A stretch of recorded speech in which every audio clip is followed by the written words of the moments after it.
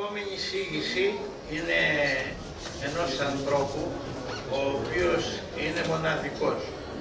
Εμένα θα μου επιτρέψετε να το πω, γιατί κάθε φορά, αν δεν τον ακούσω δεν φεύγω, το θέμα που θα αναπτύξει είναι από το αγροτικό προϊόν στο αγροτικό τρόφιμο 1993-2023-2053. Χρήστος Κατσάλος, Μάστερ Γεωπόνος, MBA, διευθυντής της IQ Crops, μέλος της DKG Group κλπ. Και όχι μόνο. Με τεράστια εμπειρία και διαπιστευμένος επιθεωρητής σε όλη την Ευρώπη. Κύριε Καστάνο, αγαπητέ Χριστό, αλλά όλα αυτά δεν είναι ένα χειροκρότημα.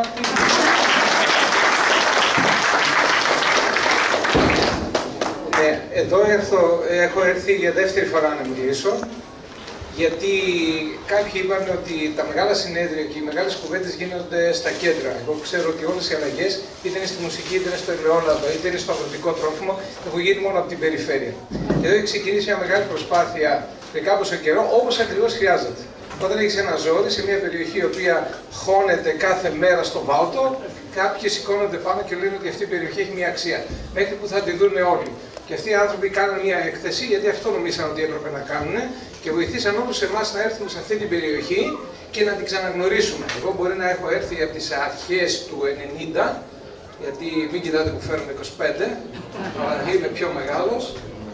Γιατί θα είμαι σε μια περιοχή η οποία τι έχει κάνει τα τελευταία χρόνια, έχει φτιάξει αυτό το οποίο εμείς πιστεύουμε ότι δεν είναι πλέον αγροτική παραγωγή, είναι αυτό που πιστεύουμε ότι δεν είναι αγροτικό προϊόν και είναι τρόφιμο. Οπότε μαζεύοντας μια εμπειρία και πιστεύοντας ότι υπάρχουν άλλα 30 χρόνια μπροστά, πήγα 30 χρόνια πίσω, ήρθα στο σήμερα και θα πω και 30 χρόνια μπροστά. Ξέρετε γιατί? Γιατί δίνουμε ραντεβού όλοι ότι σε 30 χρόνια θα είμαστε εδώ για να δούμε τι έχουμε πει. Αυτό είναι το πρώτο. Για να το δούμε λίγο τι έγινε. Αυτό ήταν μια φύσα που μας είπαν. Εγώ έχω ένα συνέδριο, ο οποίος είναι και κουμπάρος, είναι και φίλος και πάνω απ' όλα είναι άνθρωπος. Και μας δώσαν εδώ οι διοργανωτές δύο θέματα. Το παίξαμε κλήρο. Ένας θα μιλήσει για αυτό που γίνεται σήμερα σε καινοτομία, και αυτός ήταν ο Βαγγέλης. Και εμένα μου είπανε ότι αφού σου έπεσε το άλλο, μίλα για το άλλο. Και λέω εγώ τώρα, συγγνώμη, πάει προς τα πίσω. Δεν ξέρουμε. Δεν δουλεύει καθόλου. Δεν δουλεύει καθόλου. Και πώς θα το κάνουμε? Άρα κάτι δεν κάνει. Για πες μας λίγο. Για να δω. Δεν βλέπει. Αυτό είναι το επόμενο. Θα το πηγαίνουμε εμείς. Ας το λίγο. Οπότε θα με βολέψεις. Οπότε πάμε και το επόμενο. Δεν είναι ακριβώς αυτό, αλλά δεν έχει σημασία. Οπότε να κάνουμε ένα ταξίδι. Είμαστε έτοιμοι να πατήσουμε το κουμπί? Πάρε το λίγο. Ωραία. Πριν το 1993, τι σήμαινε πριν το 1993? Ήμουν μικρός και όταν ήρθα στο χώρο της γεωργικής παραγωγής, τι είδα? Πάτα το κουμπί. Αυτό ακριβώς. Αυτό ακριβώς ήταν η αγροτική παραγωγή. Είναι μια πολύ ωραία χωματερή. Και είχαμε φοβερή εκτίμηση για αυτά και για αυτούς που τα παράγανε ακόμα καλύτερα. Αυτός ήταν ο παραγωγός μας και το λέγαμε εντάξει, αφού ωραία σκουπίδια κάνει, καλός άνθρωπος πρέπει να είναι, οπότε όλοι να πάμε να γίνουμε παραγωγή. Για πάτα λίγο. Μετά πήγα στην Ηλία και είδα κάτι που είδα και εκεί άλλους παραγωγούς που είχαν την ίδια ακριβώς αντίληψη, και έχω και μια φωτογραφία που δεν την βρήκα τελικά. Όταν πήγα πάνω στη Μακεδονία για να σπουδάσω, είδα τα ροδάκινα με τον ίδιο τρόπο. Αυτό ονομαζόταν αγροτική παραγωγή. Και ήμασταν όλοι περήφανοι για τους ανθρώπους που κάνανε αυτό. Όταν το 1993 όμως συνέβη κάτι. Πάτα το κουμπί. Μετατραπήκαμε σε αγροτικό προϊόν ξαφνικά, και πώς έγινε αυτό? Βγήκε η μεσογειακή διατροφή. Τι είναι? Το 1993 είπε κάποιος, 20 χρόνια μελετήσαμε 7 χώρες, μέσα σε αυτό και στην Ελλάδα, και είπαν ότι υπάρχει μεσογειακή διατροφή. Και αν φάει κάποιος, θα ζήσει πολλά χρόνια γιατί είναι όλοι ευτυχισμένοι. Και αν πάει στην Ικαρία θα γίνει 200 χρονών.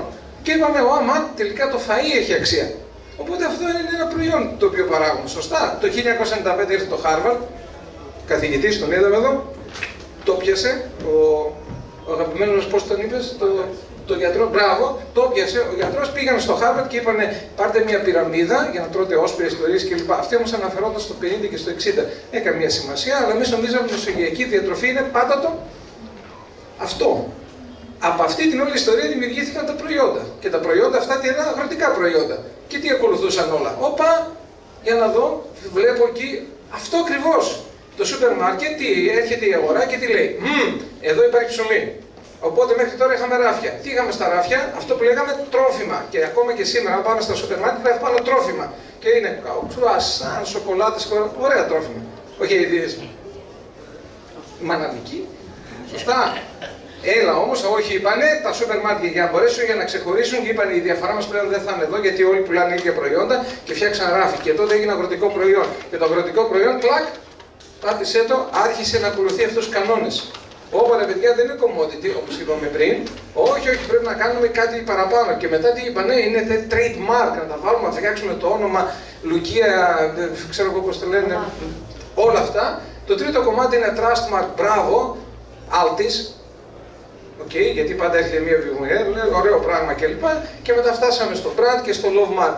Γιατί από πού πήγαμε και το δανειστήκαμε, από τα υπόλοιπα προϊόντα. Και αρχίσαμε να κάνουμε μιμητισμούς. Κλακ, πάτα το.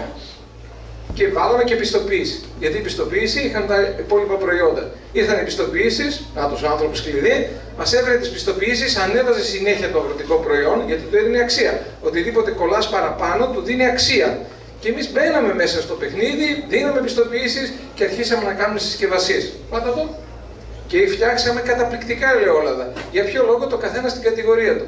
Κοιτάξτε πώς μετατράπηκαν όλα τα ελαιόλαδα. Ξαφνικά σε κάθε κατηγορία ήταν και βραβευμένα. Φτάσαμε μέχρι και κάποιος να πει ότι είναι και luxury. Βρήκαμε την ελιά, βρήκαμε. Ωραία. Οκ, είμαστε εκεί. Και ξαφνικά άλλες επιχειρήσεις τι κάνουν, κάνουν τις ελιές. Γιατί παγκόσμιο brand δεν είναι το ελαιόλαδο, είναι η ελιά. Και εκεί είμαστε ακόμα πιο μπροστά, γιατί καλύτερες συσκευασίες κλπ.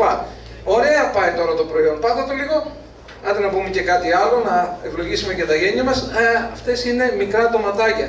Και τα διαφοροποιήσαμε το 2009. Το 2010 βγήκαν στην αγορά. Είναι τα πρώτα snack ντοματάκια και τα οποία φτιάξαμε καινούριο προϊόν. Γιατί είδαμε καινούργιες ανάγκες. Και άλλο ένα προϊόν διαφοροποίησης. Παραπάνω τιμή. Πάμε στο επόμενο. Θυμηθήκαμε και τα κρασιά. Επειδή ό,τι άκουσα για το ελαιόλαδο είναι για τα κρασιά, η Ελλάδα βγάζει τα καλύτερα κρασιά, 250 ποικιλίες κλπ. Κάποια στιγμή ομονοήσαμε και είπαμε δεν φτιάχνουμε 4 ποικιλίες. Να μπορούν να πούνε την πραγματική αλήθεια από 4 περιοχές και θα πούμε μετά για τα υπόλοιπα. Ναι, αλλά όμως οι περιοχές δεν φτάνανε. Οι 4 περιοχές, ξέρει κανείς, γρήγορα, 2 λευκά, 2 κόκκινα. Κοιτάξτε το λυσάρι πίσω, λευκά Σαντορίνη, γιατί εκεί πάει ο κόσμος, το άλλο λευκό Πελοπόννησος, τι θα κάνει ο Πελοπόννησος, θα βγει απ' έξω και έβγαλε ποια ποικιλία Μοσχοφίλερο, σήμερα έχουμε τις μεγάλες μέρες νημαίας, ωραία, το άλλο τι είναι, Μακεδονία, πρέπει να τους δώσεις κάτι, ξινόμαυρο, καλύτερη ποικιλία του κόσμου και η τέταρτη ξανά Πελοπόννησος, τι άλλο θα κάναμε, έτσι, Μοσχοφίλερο. Οκ, και πάμε τώρα για μαλαγουζιές και τέτοια. Πάτα λίγο, κλικ το κουμπί, δεν φτάνει όμως. Τα προϊόντα αυτά έφεραν τη σήμανση που είναι εκεί. Και διεκδικούν τις ίδιες αγορές. Και είναι η ζωή μου όλη αυτό το πράγμα. Πάτα. Ποιος άλλος κλάδος έκανε το ίδιο κομμάτι? Ο κλάδος των αρωματικών. Και τα αρωματικά τι προσπαθούν να κάνουν? Να γίνουν και αυτά προϊόντα. 30 χρόνια έχουν γίνει ήδη. Αναγνωρίζει κανείς κανένα από τα προϊόντα αυτά? Το φοβερό τσάι του βουνού κλπ. Χωρίς τυποποιημένο προϊόν δεν υπάρχει. Πάτα το. Μέχρι και αυτός, εδώ είναι λίγο πιο πάνω. Αποφάσισε ότι η φράουλα στην Βάρδα δεν είναι ακριβώς μια φράουλα, είναι ένα ξεχωριστό προϊόν, να φτιάξουμε μια φράουλα κλπ. Όλα ακολουθούν την εμπορία, όλα ακολουθούν το προϊόν, όλα κλπ. Μήπως έχετε κουραστεί? Γιατί έχω κουραστεί 30 χρόνια για αυτό το πράγμα, να το κάνουμε προϊόν. Θέλετε κι άλλο προϊόν? Πάτα. Δεν έχει προϊόν. Άλλαξε παιδιά, κουράστηκε ο κόσμος, όλοι κάναμε copy-paste, όλοι είμαστε πάρα πολύ καλοί. Σωστά. Κιλιοκάκι, τι είναι το κιλιοκάκι? Εσύ δεν έχεις. Μην με κοιτάς. Τέτοια πράγματα δεν έχεις εσύ. Εσύ τι είναι το κιλιοκάκι? Καλά. Είστε όλοι υγιείς. Δεν θα πουλήσουμε τίποτα. Κιλιοκάκι είναι το πρόβλημα το οποίο δεν μπορείς να πονεύσεις κάρτια που έχουν γλουτένι. Πάντα το κουμπί. Μην ανησυχείς, σου φτιάξε ένα ράφι με μη γλουτενιακά προϊόντα. Άρα, χωρίς το πρόβλημα, δεν θα απαντήσει η βιομηχανία, δεν θα απαντήσει η αγορά. Και τι είδαμε τώρα? Ότι τελικά αρχίσαμε να έχουμε θεματάκια. Και φτάσαμε στο 2023 πάντοτε. Το ταξίδι ξεκίνησε 1993, είμαστε το 2023 Συζητάμε ακόμα για αγροτικά προϊόντα και μπήκαμε στο 23. Μαγικός αριθμός 30. Τι είναι αυτό? Εδώ αρχίζει το παιχνίδι. Εδώ αρχίζει το παιχνίδι. Εδώ αρχίζει το παιχνίδι. Όχι. 30 είναι η φύση, ο Θεός, η ιατρική, δεν ξέρω, μας έδωσε 30 χρόνια. Σε μένα έδωσε 30 χρόνια. Wow. Μου είπε ότι έχεις 30 χρόνια αν κάνεις κάτι, διότι το προσδόκιμο ανέβηκε. Για σένα δίνει 102 προσδόκιμο. Μη χαίρεσαι, μη χαίρεσαι. Μισό λεπτό. 30 χρόνια και εμείς η δική μου γενιά είπε και τι θα κάνουμε 30 χρόνια, ετοιμαζόμασταν για να βγούμε στη σύνταξη. Όχι, αυτό ήταν το μοντέλο του 50 που θα βγει στα 60 στη σύνταξη. Και τι έχουμε για πρώτη φορά. Και εδώ ξεκινάει το παιχνίδι. Νέα γενιά που γεννήθηκε με το smartphone στο χέρι, μεγαλύτερη γενιά που έχει 30 χρόνια, αισθάνεται νέα, δεν θέλει να βγει στη σύνταξη, κάνει ωραία συνέδρια και λέει: εμείς τι θα κάνουμε, ρε παιδιά. 30 χρόνια μπορείς να δημιουργήσει ένα brand, να δημιουργήσει μια καινούργια ζωή και πάμε να δούμε στο επόμενο. Α, τι, κυρία, δεν γίνατε manager, δεν έχετε λίγο πρόβλημα ύπνου? Όσοι εδώ είναι πάνω από 50 δεν το έχουν λίγο. Ποια ήταν η τελευταία φορά που κοιμηθήκαμε βαθιά και ξυπνήσαμε πολύ καλά?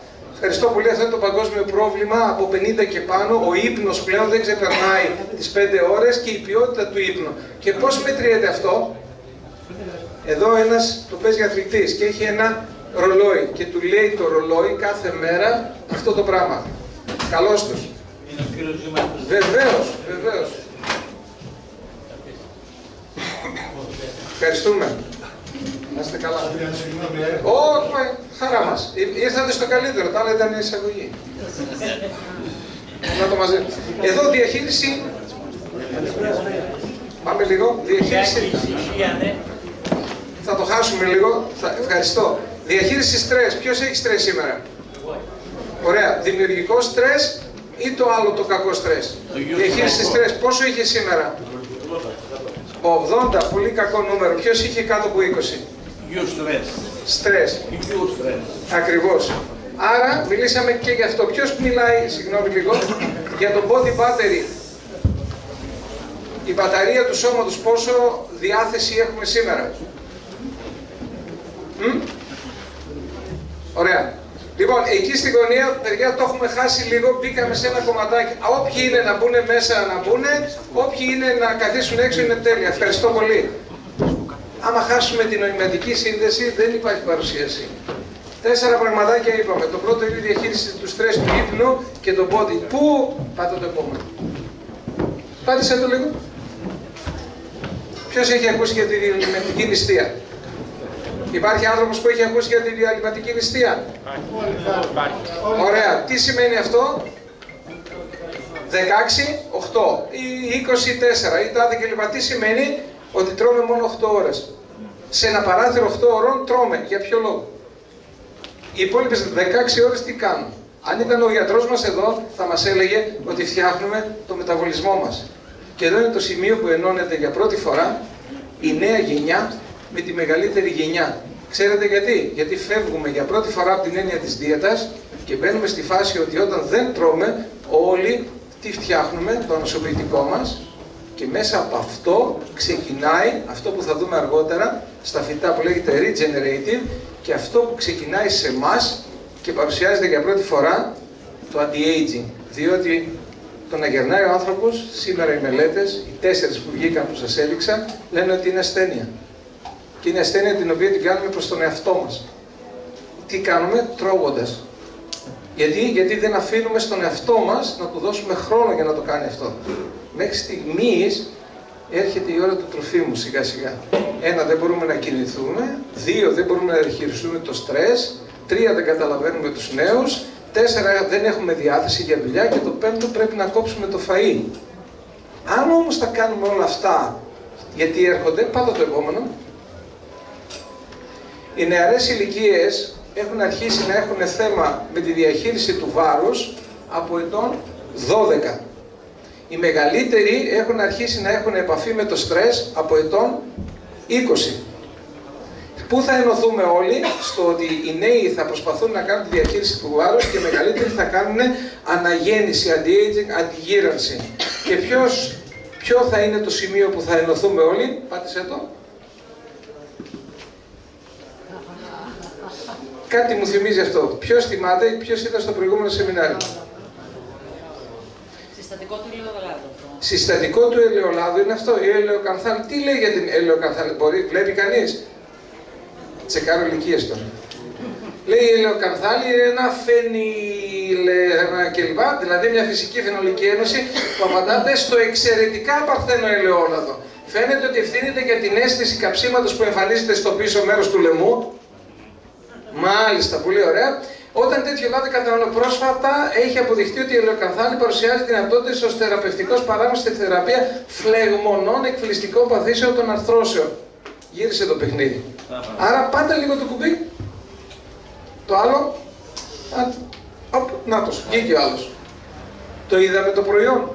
Από τη στιγμή που θα τρώμε μόνο 2 ώρες ή 3 ώρες ή 4 ώρες και θα θέλουμε να κάνουμε αντιγύρανση και θα θέλουν οι νέοι να προσέχουν διότι με τη βάση ψάχνουν αυτό, θα ψάχνουν ένα τέτοιο προϊόν. Να κοιτάξτε ένα τέτοιο προϊόν το οποίο έχει ήδη ετοιμαστεί για την εποχή αυτή. Τι λέει? Ότι έχει highest olocathan content. Διότι όταν θα αρχίσεις να ψάχνεις, θα σου γίνει βιβλιογραφία και θα μιλάει για αυτό το πράγμα. Πάμε στο επόμενο. Ποιος ξέρει για την καρβακρόλη? Τι, το ευκολάκι που ήσουν πριν, καρβακρόλη, ποιος ξέρει? Για πάτα. Στην ελληνική, προσέξτε λίγο, ελληνική ρίγανη υπάρχει μέσα. Και αυτό είναι το κύριο που εξάγουμε σαν έλαιο, που στην Κίνα, γιατί είναι αντιβακτηριακό, αντιμυκητιακό στα στομάχια των βοηδών. Και έρχεται τώρα για τους ανθρώπους. Άρα τελικά ψάχνεις αυτά που διαβάζεις στη βιβλιογραφία και μετά λες, πού θα τα βρω? Πάμε στο άλλο. Λικοπένιο. Ξέρει κανείς τι είναι το λικοπένιο? Πείτε μας. Εγώ ρώτησα τι είναι το λικοπένιο, δεν είπα που είναι. Νομίζω ότι λέει εκεί έχει βρεθεί ότι μειώνει τα επίπεδα χολυστερόλη στο αίμα και έχει συσχετιστεί με μειωμία κίνδυνου εγκεφαλικού επεισοδίου. Αυτό το πράγμα όταν το λέει κάποιος, που υπάρχει, πάτα το κουμπί, στην ντομάτα. Δηλαδή μέχρι στιγμής έχω τρελαθεί. Ξαναγυρίζουμε στα ίδια. Δηλαδή δεν θα αλλάξει κάτι μέχρι το 53. Εμείς θα αλλάξουμε απέναντι σε αυτά. Γιατί δεν θα θεωρήσουμε πλέον ότι είναι ένα αγροτικό προϊόν, θα θεωρήσουμε ότι είναι ένα τρόφιμο. Και όχι ένα τρόφιμο το οποίο μπαίνει στα προηγούμενα πράγματα που είπαμε. Πάτα το κουμπί. Άμα τριφυλίας. Δεν είδα όμως τριφυλίας. Εκεί θα παιχτεί το παιχνίδι το καινούριο. Όχι στο ότι θα κάνουμε τέτοια προϊόντα, γιατί ήταν τις προηγούμενες 30 κονταετίες. Στο νέο παιχνίδι. Κλέκει το κουμπί 2053. Παρακαλώ. Δώσ' το. Τι σημαίνει αναγεννητικός σε ένα ελαιόνα? Πες μου. Η πρακτική η οποία θα επιτρέπει τον ελαιόνα να είναι πιο παραγωγικός στο μέλλον. Αναγεννητικός αμπελώνας. Ποιος θα μου πει? Για να κάνεις αναγέννηση πόσο χρόνο πρέπει να είναι ένα δέντρο? 30. Ωραία. Ένα δέντρο, ένα ελαιόδέντρο. Δεν είναι καλύτερα 30 ετών να το βγάλεις και να βάλεις κάτι καινούριο? Γιατί? Ναι, αλλά δεν παράγει ως ένα καινούριο. Γιατί κάνει χρόνια μέχρι να μεγαλώσει. Όχι, θα μεγαλώσει πιο γρήγορα. Γιατί τώρα ξεκινάει αυτό που μας ενώνει εμάς τους ανθρώπους με τα φυτά. Όχι. Οι ελαιώνες μπορούν να ζήσουν, εάν τους φερθείς αναγεννητικά, 1000 χρόνια. Οι αμπελώνες μπορούν, αν τους φερθείς αναγεννητικά, 300 χρόνια. Ποια είναι η διαφορά? Όχι απλά να υπάρχουν, να παράγουν όπως τα νέα και κυρίως να δίνουν χαρακτήρα. Ξέρετε που έχουμε ξεκινήσει την αναγεννητική αμπελουργία στο κτήμα Πόρτο Καράς, γιατί έχει τα πιο παλιά πρέμνα πάνω από 60 ετών, τα οποία με τεχνικές που κάνουμε όχι απλά παράγουν, αλλά δίνουν και το χαρακτήρα που τα νέα δεν μπορούν λόγω κλιματικής αλλαγής. Και αν σας άρεσε αυτό, να δείτε πόσο θα αρέσει σε ορισμένους αυτό. Όλοι εμείς που είμαστε κοντά στα 60 ή στα 60+, έχουμε 30 χρόνια.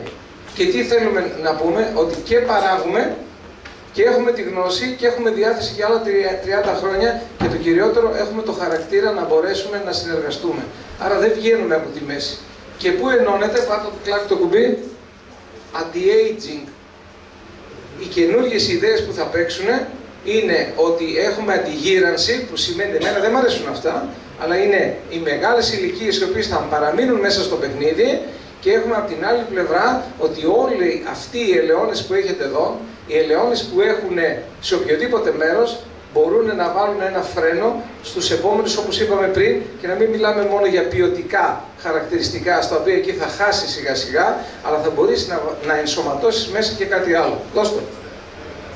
Όσοι μιλάνε για το τρόφιμο το 2050, βάζουν κάτι τέτοια πράγματα, ότι θα τρώμε ακρίδες, ότι θα βάζουμε κάποια πράγματα. Σε καμία περίπτωση θα συνεχίσουμε τα ίδια πράγματα, πάντα το κουμπί, διότι μην ξεχνάτε κάτι.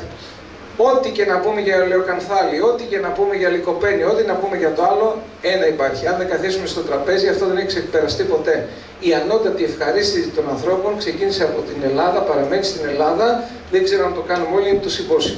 Γιατί στο συμπόσιο που κρατάει 2 και 3 μέρες γίνονται όλα αυτά που έχουν κάνει τον άνθρωπο να έχει ξεφύγει από ζώο και να έχει γίνει άνθρωπος. Άρα αυτό το πράγμα δεν θα πάψει ποτέ να υπάρχει και δεν θα είναι ότι βάλτε καρβακρόλι ή βάλτε ένα καλό προϊόν με μια καλή συσκευασία. Θα είναι αυτό το πράγμα που θα μας φέρει κοντά. Πάντα το κουμπί για να το μαζέψουμε. Διώξτε και αυτό, δεν το θέλω. Αυτό είναι που κομίζω. Και θα κλείσω. Επιτέλους ήρθε η ώρα οι νέες γενιές που έχουν τεράστια ανάγκη να επικοινωνήσουμε τις παλαιότερες. Οι παλαιότερες γενιές δεν θα βγούμε από το παιχνίδι, θα μείνουμε μέσα και θα κάνουμε μαζί δουλίτσες. Η δουλειά θα γίνει πλέον η μεταβολή των νέων, οι οποίοι θα συνεργαστούν με τους μεγαλύτερους, και αυτό το κομμάτι που είναι μέχρι το 2053 θα είναι το πιο ωραίο της ανθρωπότητας, γιατί θα έχει βάλει νέους και παλιούς να λύσουν τα μεγαλύτερα προβλήματα. Εδώ κλείνω και επειδή όλοι είπατε για μία πρόταση, πάτε το επόμενο. Αυτή είναι η πρότασή μου. Αυτή είναι η πρότασή μου. Η περιφέρεια θα φέρει την αλλαγή. Και αφήνω μία πρόταση η οποία λέει το εξής. Μία έκθεση την οποία στηρίξαμε από την αρχή είναι στην Ιεράπετρα. Μία έκθεση που στηρίξαμε στην αρχή είναι στο κομμάτι εδώ το ευρύτερο με έδρα τα φυλιατρά. Ήρθε η ώρα αυτές οι δύο εκθέσεις να συνεργαστούν, να πάνε στην επόμενη μέρα και όλες οι επιχειρήσεις που είναι εδώ και εμείς να είμαστε αρρωγοί. Ευχαριστώ.